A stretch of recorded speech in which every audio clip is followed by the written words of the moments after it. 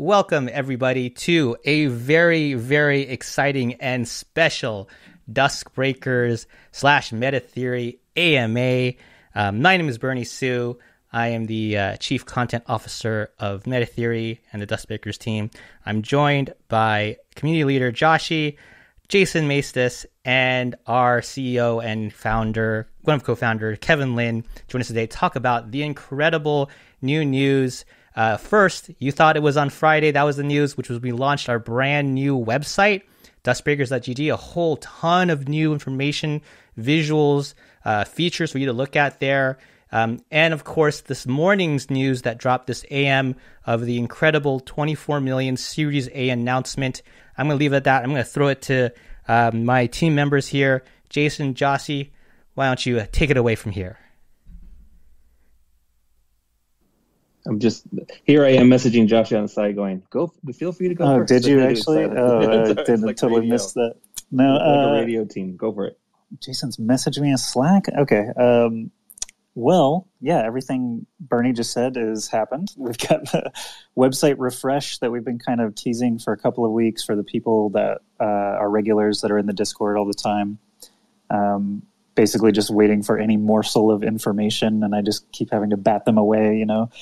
Soon. The second collection is also looming, but the website refresh really showed kind of how we're approaching the next phase of DuskBreakers. Also, just a massive part of the website refresh was our team page went from something like 20 people to about 38. We actually have more headcount than that, various contractors with different terms and stuff like that. So maybe they become full-time. Like I did, actually. I was a part-timer and became full-time on March 1st. So we have been growing pretty rapidly from the community, from professionals. The Vision Studio in Taipei, of course, doing phenomenal work behind the scenes right now, still building everything. So just happy to have the website reflect the change. And there's a bunch more lore things for you to dig through on the roadmap. The new hero art from Gears Art, who is celebrating his birthday today. Happy birthday, Gears. Happy birthday. I'm expecting air horns from Bernie. But Sorry. That's I missed the air horns. You almost did. There we go. There we go. All right. And yeah, Gears, of course, is our in-house artist who did the entire Genesis collection. So fantastic having him aboard and celebrating his art on the website. The gallery is the big part that I am suddenly remembering with showing all of Gears NFTs. Their 10,000 collection there. You can sort by traits. And one cool thing is you can sort by canon, which is, official lore. There's 7 to 9 breakers, one of those numbers, of canonized breakers that we've awarded through community contests and participation through the past few months. So if you're new to the project, and you just grabbed yourself an NFT recently, that is something that you can look forward to by being a participant in all of our contests and mini games and things like that. Canonized breaker to join the story officially and be recognized as such. So keep checking the website for more news as well. We added, we had all our Medium articles kind of piled up out of the way, and now they're on the website. We're going to continue adding bigger news items like today's fundraising announcement. So the website more functional than ever. So we're happy to get that across the finish line. And then Jason really was the maestro for all of the PR things that happened today. So I'll let him speak toward that stuff, where I did more website stuff. He did more of this big announcement. Thanks. So I've been here for a couple of months, and one of the first things we just had an all hands before this, and I sort of telling the story there that I was challenged early on to figure out what we were going to do in our marketing timeline. And, one of the things you look forward to is when are we ready for a big story? And so we sort of knew this was in the work. We've been in the works on this with all things like we put our heads down, we go to work on something to deliver it the right way.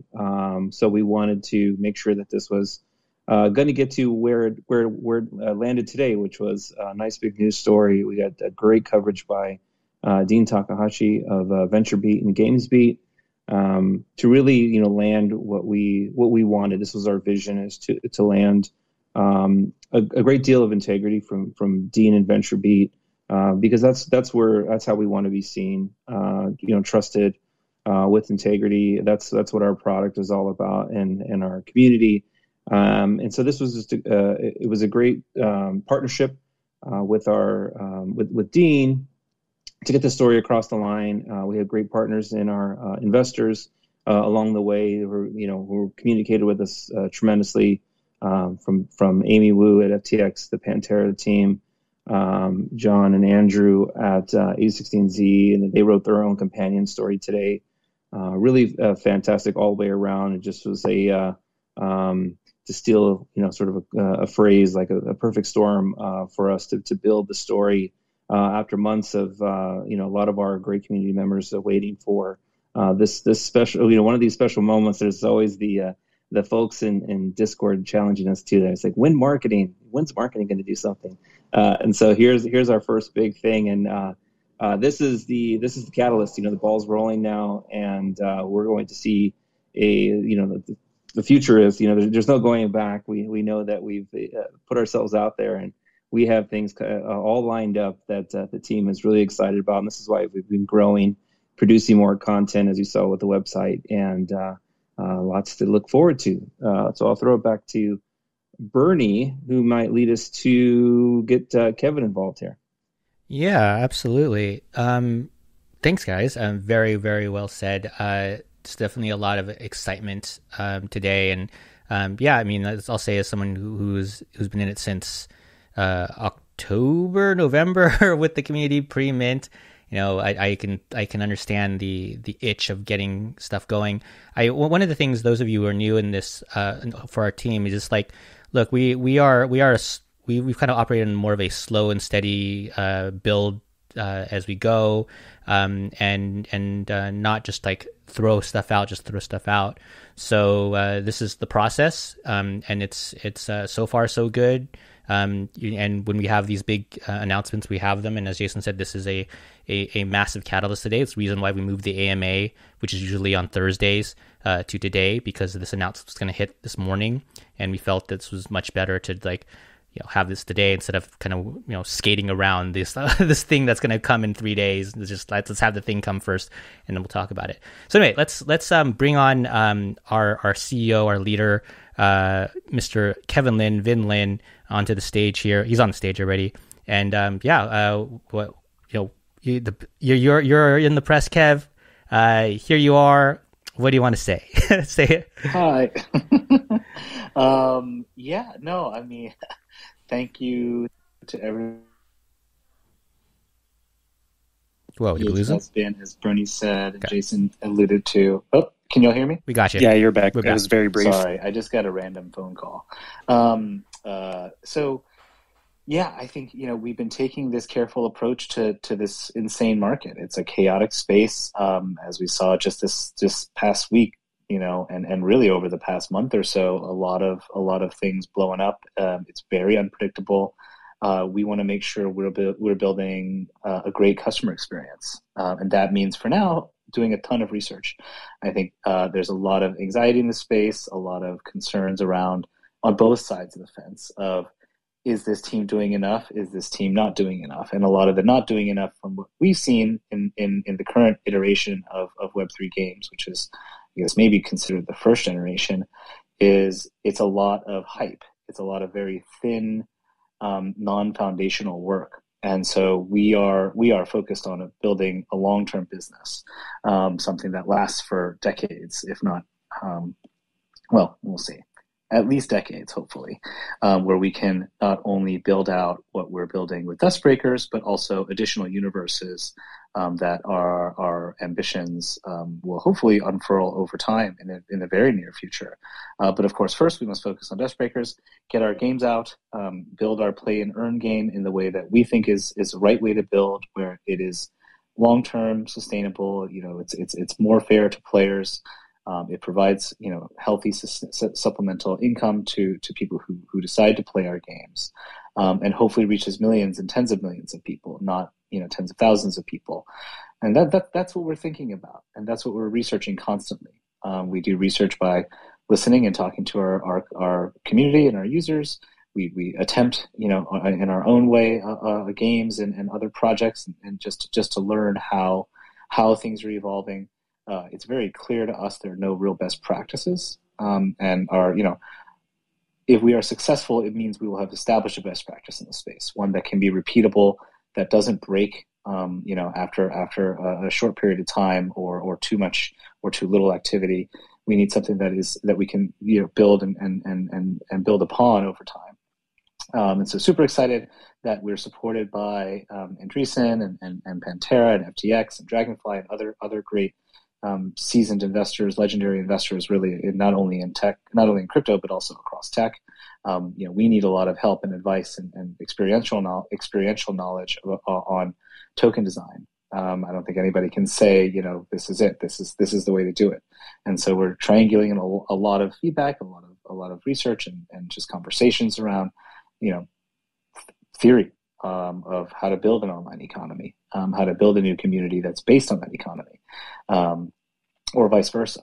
And so that's what we're doing. That's what we use the money to do. We're still going to be really careful. A lot of us have gone through this before. Building a business from scratch is not easy. Most companies fail based on, lack of product market fit, and then running out of capital, running out of resources. And so we will still be careful in terms of how we do this. But we're super excited, very excited, invigorated by the team we've put together, and very excited by these new investors that have come on board to help us see our vision through. Hey, Kev, one thing I remember you said in the early stages of this, especially after we minted, and it was like back then, this is December, those of you who don't know the timeline, is when we first minted the DuskBreakers Genesis 10,000 Breakers, which you can pick one up if you want to. You mentioned very clearly that the money that we generated from the NFT sale didn't go into our pockets, or it was not to fund the company, it was to fund the IP. And I thought that was, can you speak to that again and kind of the update on that? Yeah, definitely. I mean, so NFTs, I really think of, and I think most of the team members feel that folks that support us through our NFTs, that are paying, for NFTs, it's you're really, supporting us from the ground up. You're early adopters, early supporters, and we want to use that money to expand the project. And so all that ETH we raised from the mint in December 2021 are continuing to go towards the community and towards the project itself. In some cases, that's giveaways that we've been doing for people that are participating in our contests and participating in our art derivative projects and so on, but also that money will go towards expansion of the universe and development of the games, development of the content and animation and media that we're doing, and likewise for the investment money that's come in from venture and from our angel investors previously. That all goes towards that. We're not here to we're not short-term thinkers. We're very long-term thinkers as a team, and we'll continue to expand on that culturally as our team gets larger. And so it really is a big focus on the long term. Future mints as well. We're not going to be, like many projects, unfortunately, in this space, distributing that to ourselves. That's not what we're about. Any money that comes in is going to go back into, from the NFT sales, is going to go back into, building. That's how we're going to use those resources. Eventually, to be clear, we need to make money as a company, like any other company does. And that goes for our community as well. Right? If we want a healthy ecosystem, we need to design something where we can make money that has margin. And so that will come. That will come in the form of a utility token when we finish designing that and release that alongside our game. But for now, we do see NFT holders, any money that comes in through those sales as similar to the money we've raised from investors. Awesome. Yeah, and I guess just want to keep this free flowing, and we'll first start off with the kind of AMA questions that are preloaded in our Discord. So I'll throw it to Joshi to do that. But those of you who want to kind of queue in and ask a question, two ways to do that. One, you can go to our Discord and type it into the AMA chat, or two, you can just raise your hand on Discord and or Twitch or Twitter. I'm sorry, and we'll get you in the queue here. But Joshi, why don't you break out some of those questions that we got loaded in? Sure. Let's. We have kind of some stock questions in case we didn't get any that asked these. Just topics we'd like to brush across here, and that is recent hires and how do we look now versus when we started 6+ months ago. So maybe just some shout outs, some strong additions to the team for the people who've been around for a long time. Like maybe they don't realize exactly what in December how small the team was, and now in May how large the team is. Yeah, sure. I'll speak to that just real quick. So some kind of notable hires. We've grown a lot. If you read the article, I believe the article says that we have 42. I actually think we're higher than that right now, but don't quote me on that. But it's we are growing very quickly, and back in December we were like at 11 or 10 or even less. So notable hires. We brought in Jonas, who's coming on as an art director. He comes from Battlefield, Need for Speed. We brought in an artist named Aboy. He has Ubisoft credits. Another artist named Brian, who is actually his birthday as well today, and he's been kicking butt for us. And a science consultant writer named Simeon, who is expanding our science lore. All of them have been incredible for us so far. Huge additions to the team, and you're going to see their work impacting across all facets of the media, website, webcomic, games, everything. So it's been really exciting to work with them. And and we're still growing. If you are interested to join our team, actually, just quick shout out, you can go to our website, and there is a page on the About subpage there where you can apply for any of our open positions. Feel free. If you know somebody who would like to join, you can also feel free to recommend them. And we're always looking for good people. So, yes, back to you, Joshi. All right, excellent. And yeah, there's a dozen or so careers on the DuskBreakers.gg careers tab, about, and then careers, you can get to that page.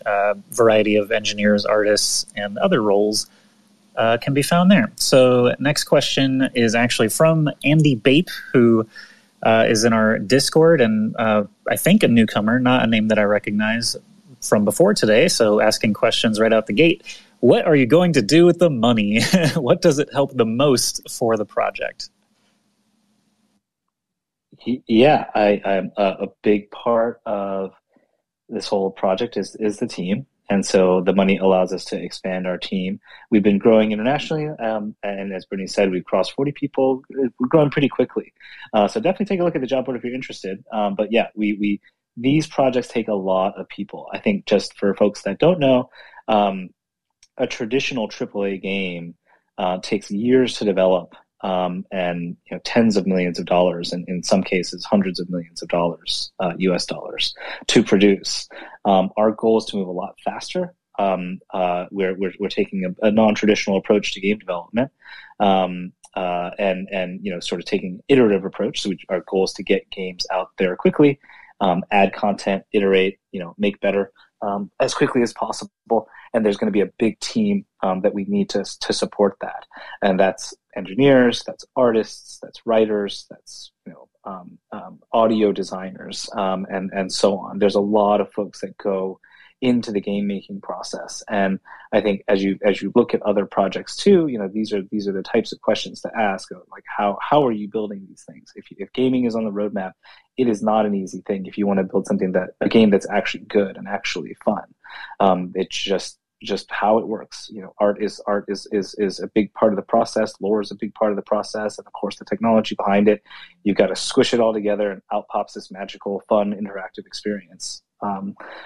If you're lucky, and so that takes a lot of game design thinking, systems design thinking, the live ops behind it to make sure the game runs in a multiplayer format that's fun. It doesn't fall over when too many people are playing, et cetera, et cetera. There's just so much that goes into this that I think a lot of people don't realize. And so most of the funds go to the team. Most of the funds will be to expand the team. Eventually, we'll have some technical costs just to deliver the video game across the globe. We have costs for creation of content as well. So we're making a webcomic. We're making animation content that will help unfold the lore of the universe alongside the video game. That all costs money. And the reason for spending, and we'll be smart about it over time as we experiment, is to grow the audience, right? As IP is valuable as more eyeballs not only catch it, but also latch onto it and care about it and grow a relationship with it over time. And that is our goal, is to build, hopefully cross-generational IP. We'll take a couple attempts at that. DuskBreakers is our first attempt. But yes, these things take a lot of human resources, and human resources cost money. We'll use some of it for marketing as well, particularly when our full competitive play and earn game comes out, to market towards a broader audience outside of the crypto audience. The crypto audience is a community we're now part of, and we're grateful and to be part of it, and love all the folks we've met so far, with a few exceptions. But we need to expand. We need to expand this community. That's part of why we're here. We come from the quote unquote traditional Web 2 space. In my case, and Gears and other folks and JT's, from the Twitch angle, and Jason as well, from the Twitch angle, Bernie from media and usage of all these various digital media platforms as content, as new, interesting, interactive content mediums, and so on. And so we come from that world. We want to bring folks into this world and give them a good experience, a clear experience that doesn't make them feel bad because they suddenly lose all their bags. We need to be really smart and careful in our approach, and that takes budget. True, and headcount obviously adds up very quickly, especially when you're hiring very experienced creators and builders. Follow-up question actually from John Wee on Discord, since we are talking about hiring and headcount.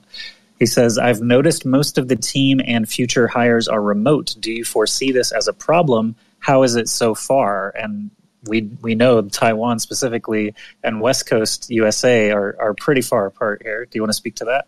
Right before you go, Kevin, just shout out to Maso's team, who's also a critical hire that just came aboard.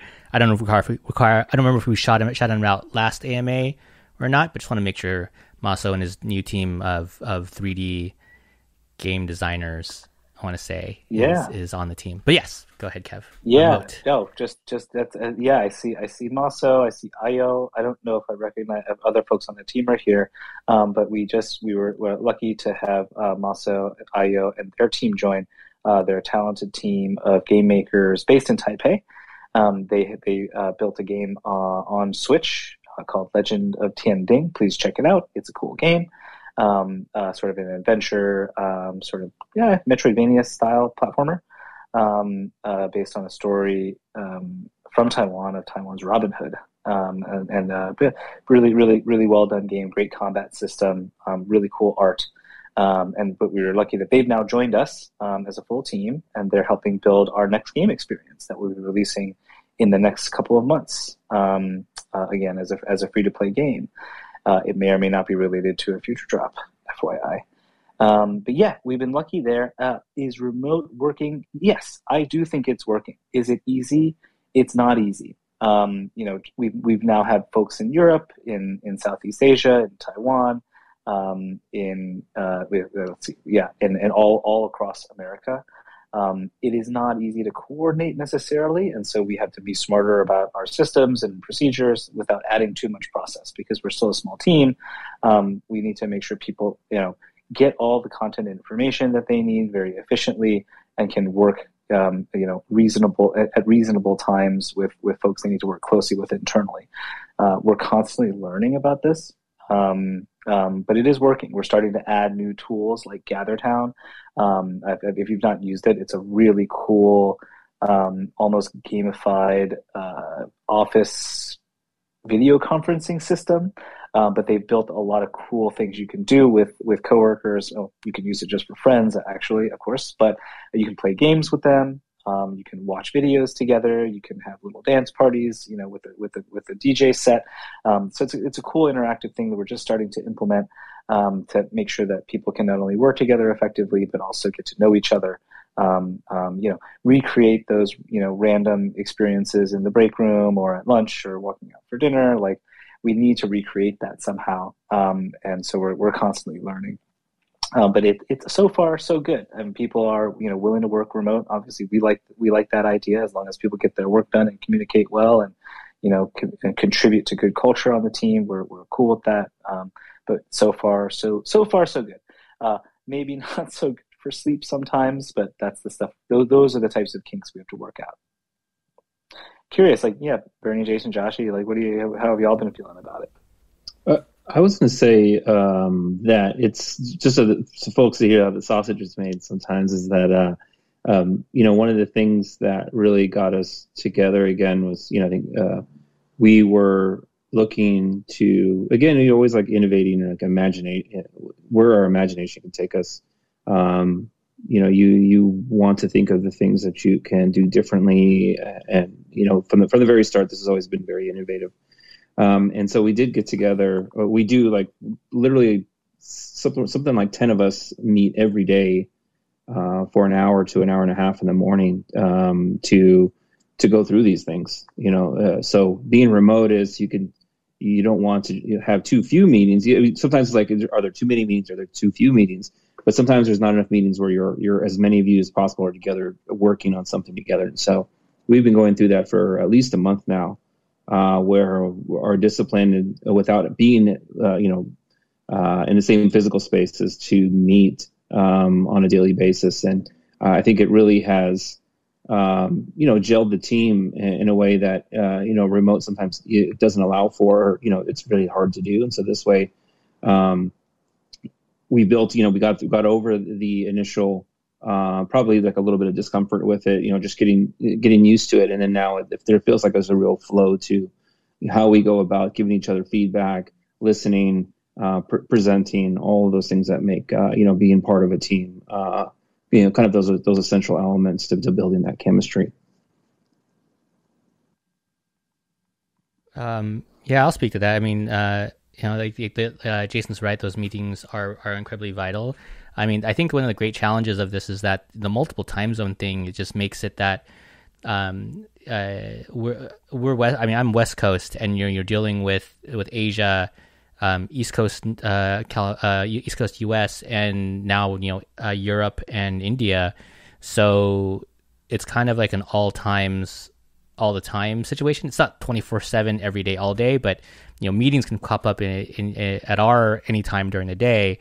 And so that's definitely been a challenge. It's definitely kept us on our toes. Very exciting stuff for sure, but it does. It is. I'll just say challenging, and it's fun. It's a ride for sure, but this is part of the game, part of the new world, right? Of full remote theoretically.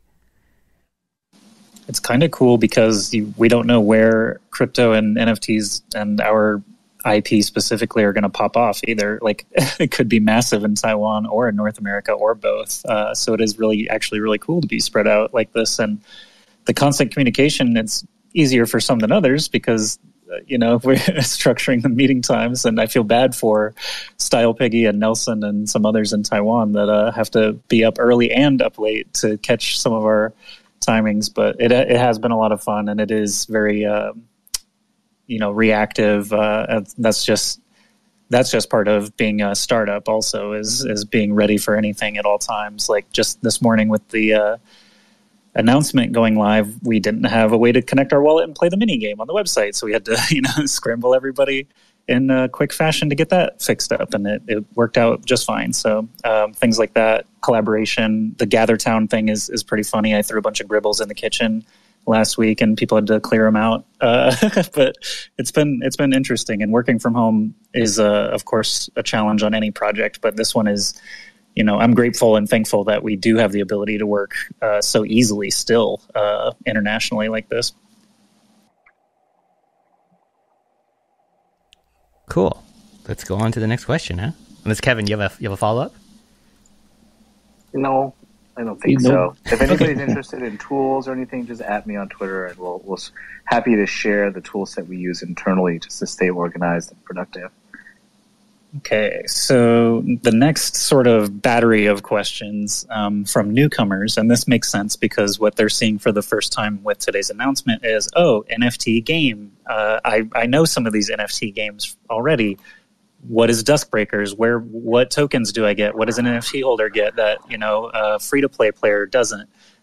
So now we're starting to get into some granular questions about the game that's being designed. Do you want to speak maybe a very high level about the goals of let's see, I guess, how do I want to phrase this? Holder benefits versus free-to-play or play and earn crowd?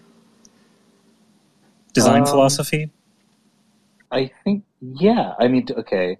Design philosophy, put very simply, we're trying to build good, fun games that are appealing to a much larger audience than I think you see in the current set of play and earn games. Now, there are lots of awesome projects coming out that we're super excited about, but we're going to take our own approach. We're building, I think it's too early to announce too many details. It's interesting. We have to be so careful about this stuff because there's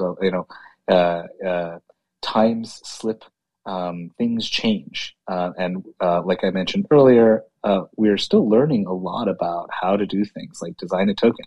It's actually quite complicated. And if we were to have rushed, which we considered, to build and essentially emulated an existing token, well, I mean, you see what happens. And so not to say we couldn't have figured it out, but the reality is we'd rather take the time, not too much time, of course. We want to get something out and start learning from our audience. But we want to take the time to figure all this stuff out. So probably need to be a little bit opaque today, unfortunately, but just know that we will have a lot of announcements coming out soon. I realize that we've been relatively silent on plans, but as you see with the updated website, we're gonna be rapid fire on a lot of updates over the next couple of weeks, and releasing product over the next couple of months. So stay tuned. But I'd say yes, holders will be treated like holders. Holders will be treated like early supporters. These are our early adopters, our VIP, in terms of how we think about them. So, we're going to be giving stuff that somewhat typical that you see from other projects and somewhat atypical. But we want to, thank and reward those folks who supported us in the beginning, who continue to hold. And so, you can, without getting into too much detail, just know that we're here for you and we're grateful for you. What else can we say? I mean, we got a couple of games coming out in the near future, one of which is a play and earn game.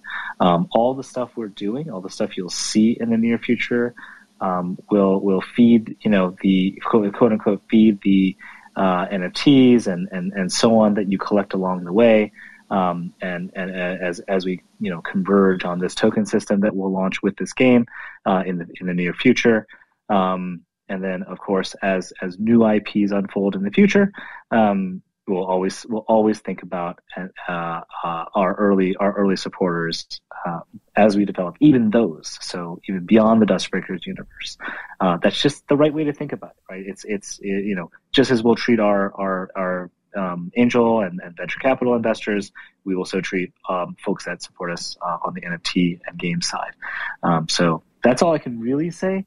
I don't know. What do you guys think? Can we reveal anything else? I feel like we're so close to these announcements, and we're still kind of refining. We're obsessively refining a lot of the thinking that goes into these things, and so maybe too early to give too much detail. I mean, I could just clarify a bit on what has already been said. I guess tokens were mentioned as far back as December in those initial Medium posts as something we're thinking about, right? So on the table, not created yet. Clearly, we've only had mini game experiences so far with leaderboards and scores, not actual tokens or payouts or anything like that. So early holders have seen their benefits so far have been the edge in some of our competitions or contests, holder-only giveaways with our partners, who we haven't mentioned really any of our partner projects today because the focus is on us so much right now. But we've got some really strong partners that we look forward to continuing with, holder-only events and benefits. For example, the Crypto Walker's weapon. There's a Dusk Tech MIF rifle that exists already in another project. We don't have any current mention for land. People came in asking today about land. So far, it's just been, the single-player minigame experiences. We have communicated a second collection coming soon. People have figured out, coming in, if I get a Genesis NFT right now, I'll get another NFT very soon. That is true. The specific details on that, whether it's airdrop or claim, whether it will cost a little bit of gas or something yet, is not determined. But obviously, if you're getting in now, very soon you'll benefit as a holder just immediately from the flip. So stick around with us for that. And, I think we could maybe say like a year from now, what do we picture as like a dream scenario? Maybe we have 4 or 5 mini games, one big play to earn game, a comic, something like a vision in that regard. Kevin, do you have anything, you're aiming at? Yeah, I mean, I think stuff we're excited about. Definitely on the lore side, we've been pretty light on that. We are focused on bringing our community into that story as Bernie and team have executed over the last couple of months. But the webcomic, we're stepping up our animation. We also brought on a whole animation studio recently in Taiwan. And they're super skilled. They've done a lot of different types of content, and you've seen some of their work already. But we'll be ramping that up as a storytelling device for the DuskBreakers universe. And we'll see. We have lots of ideas. Again, some that are more as much as you can say traditional in the space, but more common, I'd say, and some that are a little bit more wacky. And so we're just going through everything from thinking, is this something we want to do? Is it feasible? Then is it a reasonable in terms of budget and resource requirements? But we want to do some crazy things for the audience. But yeah, you'll see some of that stuff come out. I think the comic is going to come pretty soon. We're super excited about that as our first the more elaborately visual storytelling device. And yeah, keep an eye out for that. What else can we say? I can throw some things in because I think that we're part of what you sort of went towards it a bit is in terms of like the holders, membership and participation, engagement. I think that part of also taking that in turn is like more than just like the mints, like what's everything else that we can do around the relationship with our holders and the experience. And I know that this will be, again, finding the right tool and not to say that we are in planning, but maybe even having to build the right tool that is going to, unlock the best experience. And so we're definitely in that mindset to create a few things in here, right? Kevin and I are looking at that, as we speak, is looking at the holder experience and everywhere from, newsletters to events. These are the things on the table for now in the long term of building a sustainable experience. And this is not so much a tease as much as like we're actually actively working on, for example, that some of us will be at NFT.NYC, and we're actively looking for an event idea where we can meet our holders, potentially invite them into a space where we can share some conversations and think folks personally. So that is an active thing that we are currently working on, while also looking ahead to the future of a whole other slate of events, including our beloved TwitchCon potentially. So we'll see how we can also meet people in real life and share in this experience it is to be ourselves community members of DuskBreakers and Meta Theory. Yeah, I'd like to add to that, actually, kind of like looking at the grander plan. So just kind of, a lot of new people here today. Welcome. Those of you who there's been a lot of volume transactions today on the breakers. So I'm assuming we have a lot of new holders here checking us out. Welcome. Love to have you here. I guess, you read the story, assuming you read the story, you know that we've done this big race to build the multiple, not just DuskBreakers, but multiple game franchises, play and earn experiences, which I know there's some questions about what we're doing differently in play and earn. Speak to that in a second.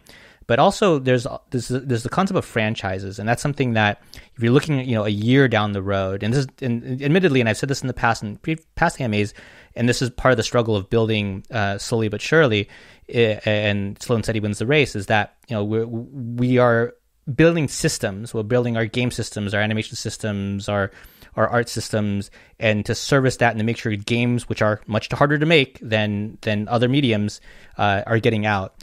But then you have the idea of putting out kind of slightly more traditional narrative systems, like a webcomic, like a video series, an animated series, those type of things. And as someone like myself in my background, that's what that's what I'm here to do, and I'm really excited to get in the weeds and start really expanding that as now our teams are being solidified.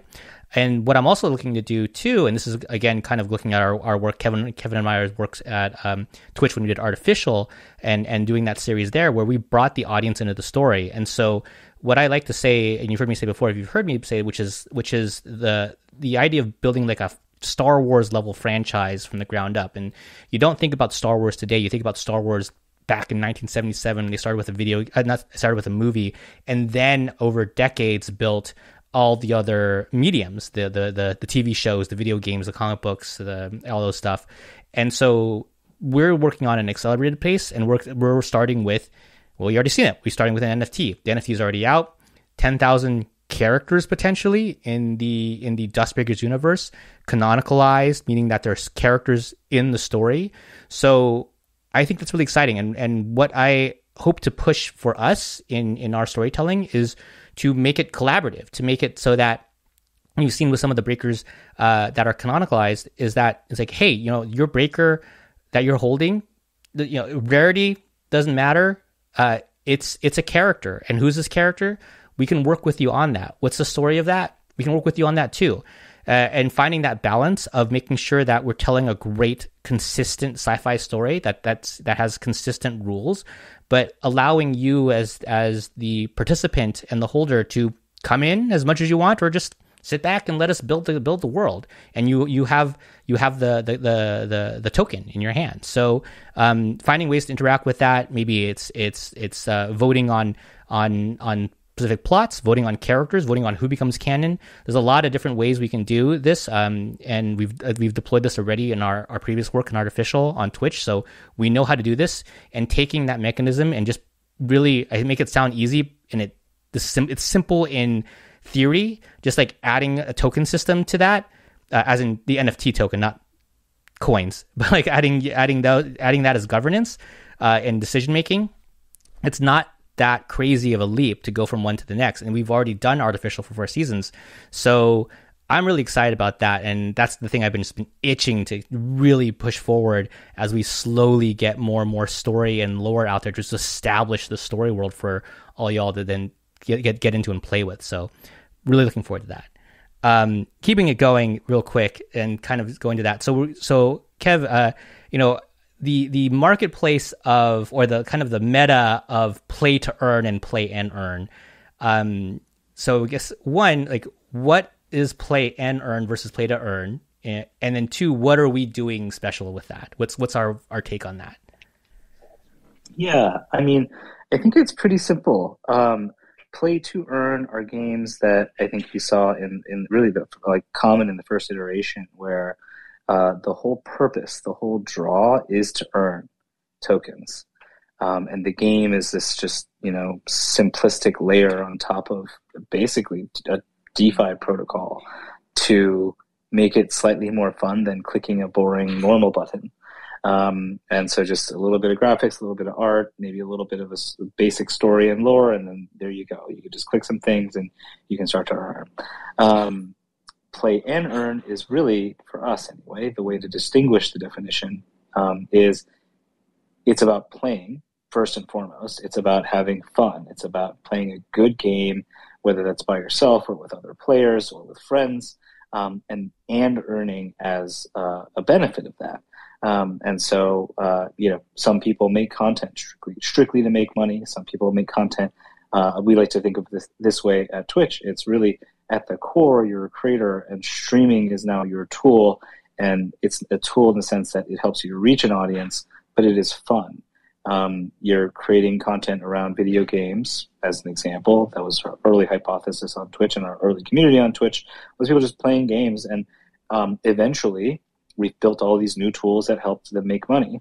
That was subscriptions, that was bits, which is more like a donation mechanism, and of course, commercial breaks, advertising. And those tools became an and mechanism, right? You're streaming, first and foremost, you must enjoy it, right? There are very few successful streamers that don't actually enjoy streaming. You have to actually really like it. It's a hard job.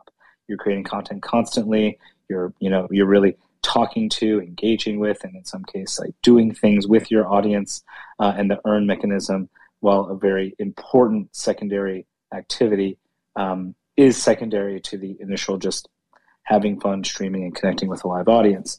We think of the gameplay we want to make as similar. We want to make great games. We want to make games that we're proud of, that we would play with each other, with our other friends, with our families, etc. And then from there, attack on the earning mechanism so that it's not about the earn. It's about the play. The earn is a nice to have.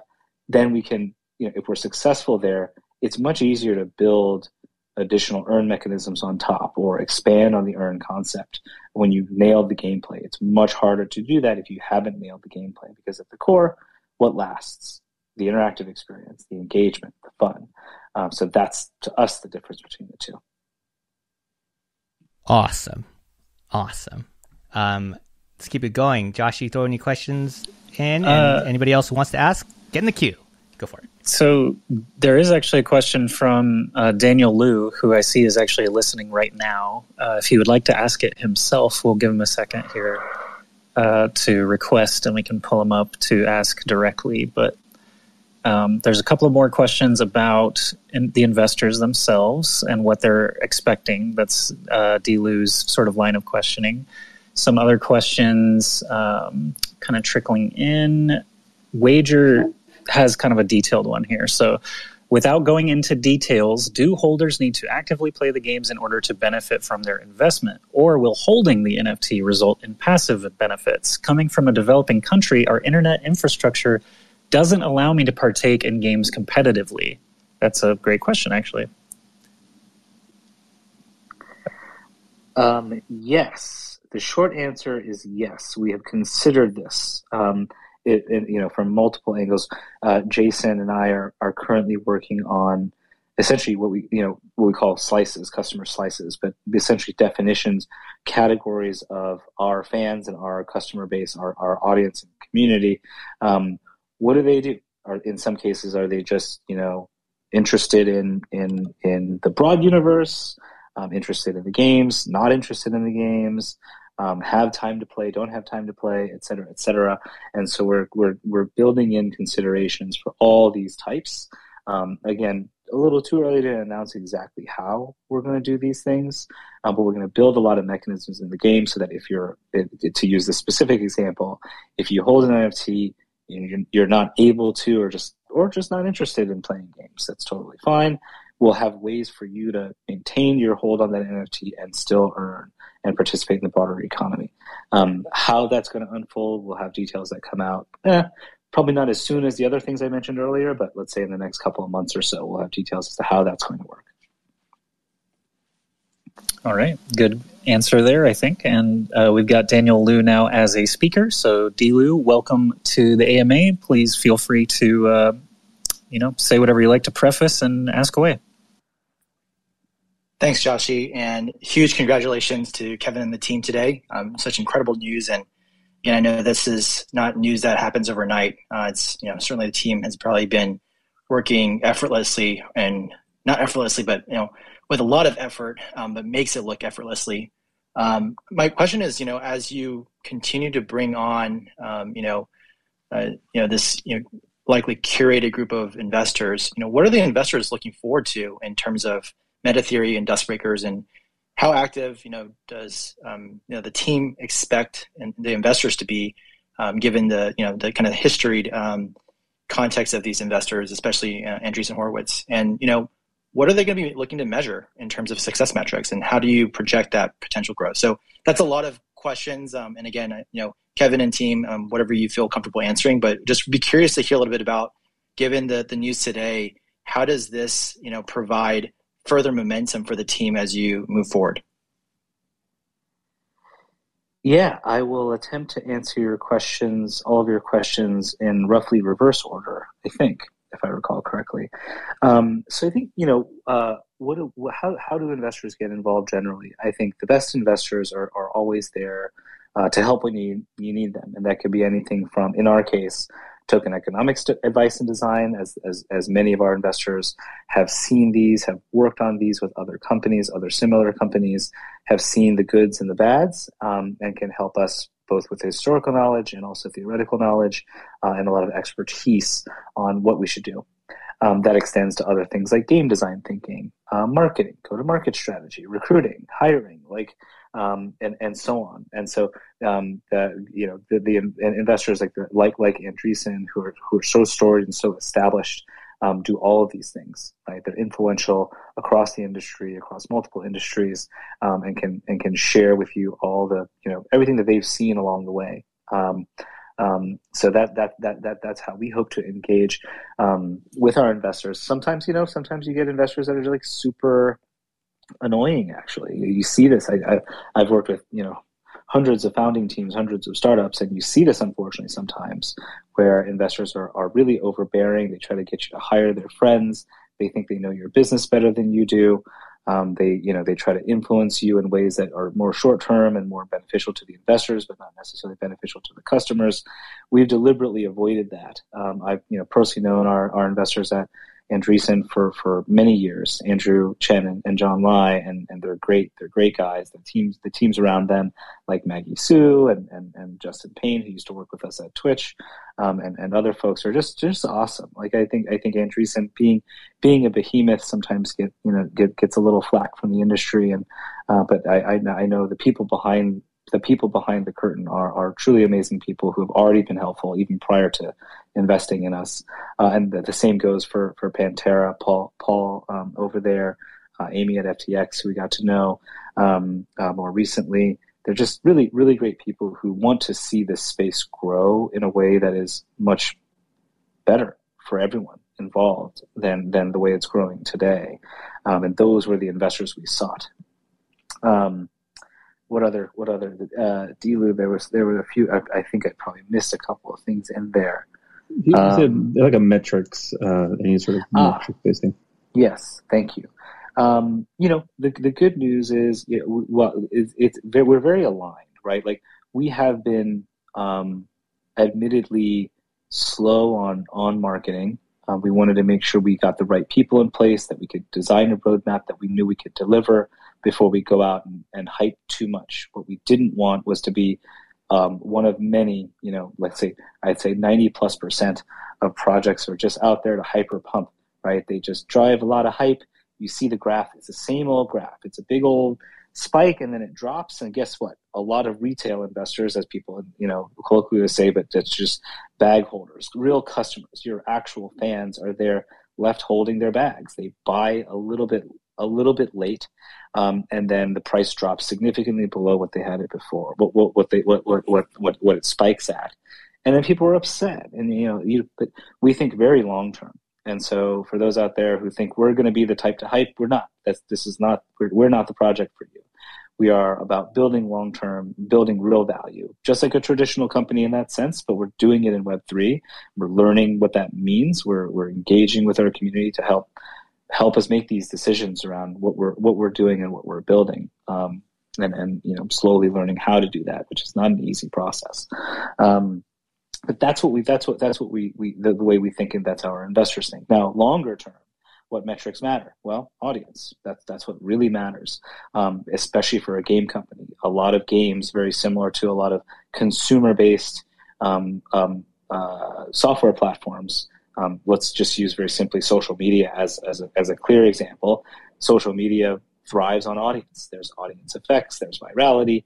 The more audience you get, in theory, the more engagement that happens. The more natural your platform grows organically, and the more stickiness you have. After that, you start to think about monetization in the traditional sense. You get VC funding so you can grow quickly. You start to monetize. In our case, our monetization is also our user monetization. And so that's an additional positive flywheel that flows back into our ecosystem. And so what metrics will be important? Well, it's things like DAU, or daily active users, monthly active users. People often look at, from a games industry perspective, people often look at that ratio. The third number that kind of feeds into that ratio is total downloads, or total users that have ever created an account in your game or your ecosystem. And so people look at DAU over MAU, that's daily over monthly active users, to gauge rough engagement. How how excited are people to come to visit your game every day versus people that are satisfied just visiting it, once or twice a month or once a week? Then it's time on site, right? Or time in game, time played per day. Another example there at Twitch, when we were at Twitch, we looked at this number a lot, which was daily watch time. And in fact, we didn't even count you as a user until you watched for 5 minutes a day. We were very strict about it, as in it's live video, so we don't expect you to pop in and watch a short clip and bounce. That to us wasn't deep engagement. We wanted people who are really committed to the viewing experience. And so we looked at total minutes watched per day.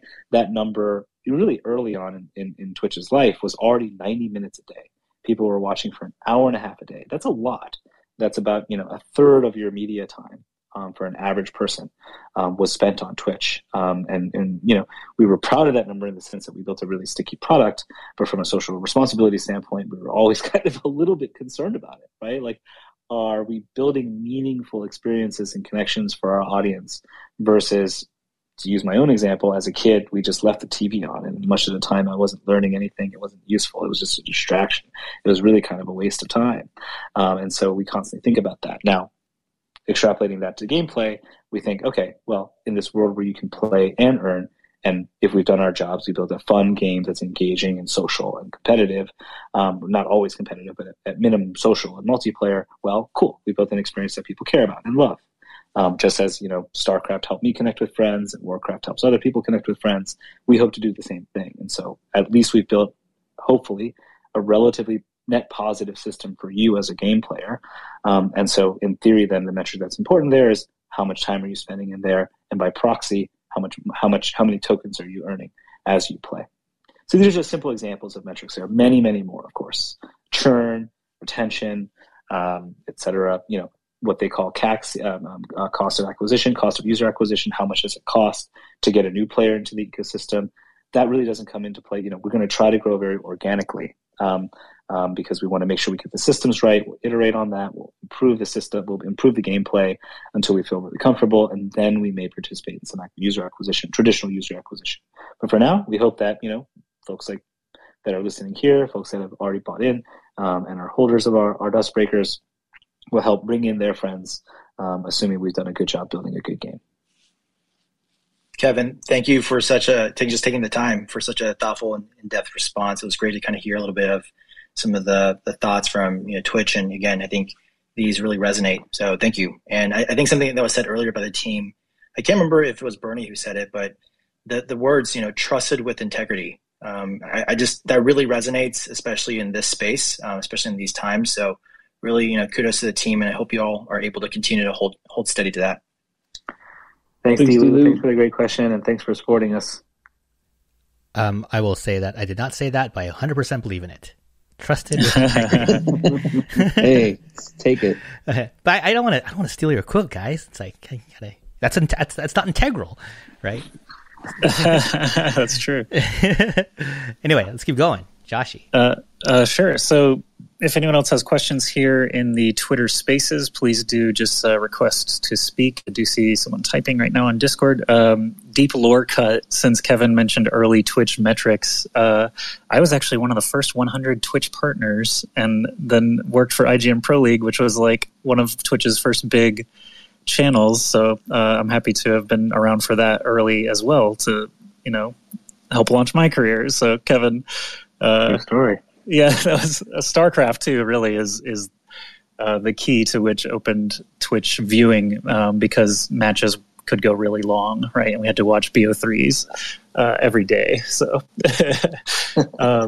okay. Anyone looking for any requests? I don't see any on Twitter. Just browsing again on Discord. People again asking about the next collection, which we can't really say anything. I mean, I can say that the last month straight has been dedicated to making sure this next collection is what we want it to be. Kevin, do you have any vague things you'd like to say about that? You just said it's coming soon. Yeah, that's pretty much it. It is reiteratable that look, if you're a holder of a breaker, you're getting one, right? Like you're getting one of the next collection. Okay? For your whitelist, you're Right. getting one. It's not just it's not whitelist. It's like you're getting one. Your holder. It's a 1-to-1 holder. If you're holding 20 breakers, you get 20 of the next one, right? That's very clear. We've been saying it since the beginning of when we first revealed this thing. That's consistent. And then those of you who have been with us for a while, have been playing our Beast Battler or been doing all of our contests, know that we've been giving more whitelist spots. These are now true whitelist spots on this collection coming up. So all that's coming. We're sticking to it. That is still the plan. There's no, we're not changing that. And so making that very clear of one of the things as I think, one of the things actually I want to quick reminisce about, like as now we're in month 6, 7 of this journey, which is, it feels like it's an eternity, but it's only 7 months. It's like trying to make sure to continue to add value to the holders, not just the monetary, right? Like monetary is nice, but that's, as Kevin said, this is not where we're about. In as far as hyping, like we're not trying to moonshot this and then and not be able to hold that. So the thing about building value for holders has been our thing for a while now, and building value does take time. Building real value does take time. It's easy to do collabs, and those are great, and we'll keep doing those. We'll keep doing contests and so forth. But just finding ways to add more value to the holders is something it's really important to us as we continue to build. Cool. That was my point. Nice. And we pulled Eddie up, who did ask a question in Discord, but then I think is just going to ask it here instead. So Eddie, feel free. Go ahead. Guys. My question is a lot simpler to those hard-hitting questions, but across the team, what was your favorite moment in building DuskBreakers? Wow, that's a good question. And yet we're all stumped. I could go first. That's probably going to be harder for you guys, but obviously joining the team from going from December, where it was like, oh, I've never, actually purchased an NFT. I had dabbled in crypto a lot, and then I saw, Kevin Lin and JT Gleason were launching a video game. So I was like, all right, cool. This will be my first, reason to get an NFT. And then very quickly they were like, hey, do you want to host our reveal stream?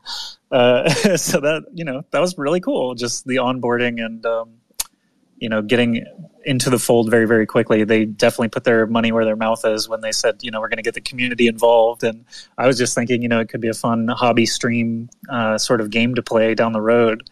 So I would get in early. But then, I saw an opportunity. They needed my help, and I needed a better job. So everything worked out, and I'm happy to be here now. Jason. Yo, how about I'll just say today. I've been here a couple of months, and this was, you want to see your work come to fruition, and we have plenty of other things that we're working on, but this was the first big thing I felt like I had to get across the line, and to see the excitement across the industry, our community, new people, that you can, or in my case, I can tangibly point to what we did today as a thing, and for obviously to be a part of this project, and to have Kevin be our fearless leader. Today was a great first huge milestone for me along the road to hopefully many more to come. That was a good answer, man. I mean, I was like, yeah, you're right. Today's been pretty fun. So I think I'm gonna say, the minting big break, kind of doing the live stream, that was really fun and crazy. If you want to see that mint, that replay, that's on our YouTube page. Subscribe and if you can. But I mean, Eddie, I'm going to kind of call you out here. It's like watching you and the other grinders of the Beast Battlers week to week, just bring it every week. It was really impressive. And so I say this with all respect. I loved watching you win. I also like watching when you lost. So it was fun to see. It was really competitive. It felt like it was really competitive. I don't know about you, Eddie. You were playing it, so yeah. I liked it when nobody knew about any strategies. That was fun, kind of building it out. I don't know if you remember, but I think it was week 5 where I was gone the whole weekend.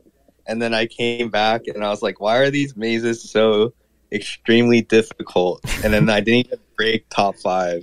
But yeah, it's been a blast. Like, I think I know, like, there's some weeks where I just didn't perform, like the last week where I lost. I was like, I had it, but I slipped up every time. But it's been fun. It was cool to watch, man. Again, like, I just so you know, Eddie was one of our big winners and players during the Beast Battler event.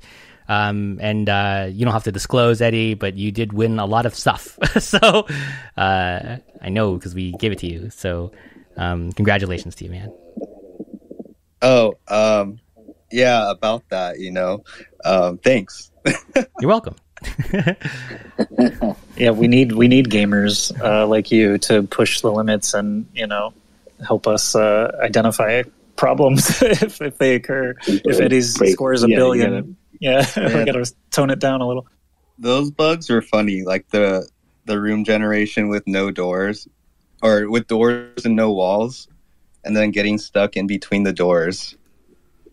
Yeah, stuff happens. Yeah, you're like a meta breaker. You're breaking the thing in which you're supposed to be breaking things. Well, those were I don't think I found all the bugs. I think the other breakers found more of the bugs. Well, you just didn't tell us, so you can continue to abuse the bugs. Very smart, actually. Yeah, that's why I won. That's I didn't. True competitor there. Look at that. All right. Just to add on Eddie's question real fast. I mean, I was thinking about what's not a cop-out answer because everything's been fun. I'd say definitely two moments. Like, we were charging towards the mint, and this project, I think, gave Gears multiple ulcers, but he pulled it through, and just seeing it all come together at the 0 hour was just so awesome. Like, actually seeing, the ability to make these things, and how cool they were, just in time, and to see Gears' work really shine was really just an awesome, very hectic project to be a part of. And then when we released the game, like the same time, Nick and the team, JT and Tristan and Phil on the engineering team, just really pulled this game together, our first game for the Play to Mint, so quickly. And every day we're playing it, every day we're testing it, every day we're providing feedback, trying to figure out what to do, what's feasible in time, and what do we need to cut, what do we need to make exceptions on. And it came out and people played it. It was awesome. And I thought it was fun. I thought the team did an amazing job, particularly given the time. But just to see these like tangible things, these touchable things come out from a team that we were just very slowly building together was super awesome. So yeah, it's nice to build again. And again, big shout out to Gears for happiest of birthdays. That's Happy always birthday. fun. Happy birthday, Gears. All right. We got a new request. Want to bring that person up? I will. So they don't have a name, but they have requested, so we'll see in just a moment. And if any of you on Discord in the room want to come up too, just throw a request in. It looks like they bailed. Too bad. No shilling. We'll shill. Go to dustbreakers.gg. That's our shill. Anything else, guys? Who else we can wrap this up? We're 15 minutes past the hour. Yeah, let's start to wrap it up a bit. I guess be on the lookout, all the newbies, for things on Discord, because that is where we're most active. Please do join in with all the discussions in the various channels, games, and TV, movies, anime, and the chill zone. We've got contests. We are brewing the next contest now. I am hopeful to have that ready for everyone very soon. So in the past, we've done the mini game competitions, obviously, but we've also done artwork and writing contests, and basically they've been very easy to enter and win at least a whitelist for the next collection. So if you're still not into the project or you just want more opportunities, Discord is pretty much the best place to be for that stuff. That's pretty much it for me. I guess NFT.NYC we did not mention a single time, but I am going to go to that, I think. How about you guys? I mentioned it briefly. Did we? Okay, so Yeah, we're but going. We're going. We're We're going. We're going. We're going. We'll see you there. Be there. At least 4 or 5 of us, at least. And that's going to be a lot of fun. So definitely, if you are in New York City, end of June, in NFT.NYC, Times Square area, there's a bunch of small events. We will be looking to say hi and pick your brains as well. So that's still a ways off. We'll have a couple AMAs between here and there, but good to have it on the radar. That's pretty much it for community stuff. Obviously, today was a big day, so welcome to the new folks, and thanks to all the old guard for answering questions along with me in the Discord today. And Bernie, we'll have a recording of this up pretty soon, as well as a transcript that we will be able to pull for this full AMA. So hopefully look forward to that in the next 24, 48 hours. Hopefully get all that posted for you, for everybody in our Discord, and likely a follow-up story on our blog. Kevin, final words? Gosh, I'm sorry, I'm a little hungry, so my brain's not working as well anymore. Yeah, thanks everybody for coming. Super excited to have another community that we get to build. Yeah, keep us honest, and thank you for being part of this. All right. Well, that's a wrap on yet another AMA. Definitely our most exciting one. Definitely post-mint AMA for sure. Just want to just hit some destinations for you. Obviously, if you're watching this on Spaces or listening on Spaces, you're on Twitter. But we are on Twitter, DuskBreakers at DuskBreakers. Kevin, I'm going to mute you real quick. You can speed back. Anyway, so DuskBreakers, you can go, as Joshi said, on Discord. DuskBreakers on Discord. Our website, DuskBreakers.gg, brand new, all sorts of new stuff for you to look at. The Breaker Gallery especially, shout outs to George, David, and JT for bringing that together. It's a better way to browse than, that's not a high bar, than OpenSea but for traits, but it's just really cool to be able to click through and see all the breakers there. Lore's there, some new galleries, news, and so forth. So check that out. More stuff will be coming up on that. Really excited to get that out there. You also can see the new hero art that Gears put together. It's his birthday. Right, so make sure to give him a happy birthday shout. He's here in the chat too, Gears art. And so, as Jason said, this will be up on YouTube, our YouTube channel, available for you to subscribe to. We're also on Instagram, DuskBreakers NFT, and as the squad said, we will be at NFT.NYC the second to last week of June. That's June 20th, the 23rd. For Joshi, Kevlin, Jason Maestas, my name is Bernie Sue. I'll see you on the Discords, and with that is the end of our AMA. Thank you very much. Good night.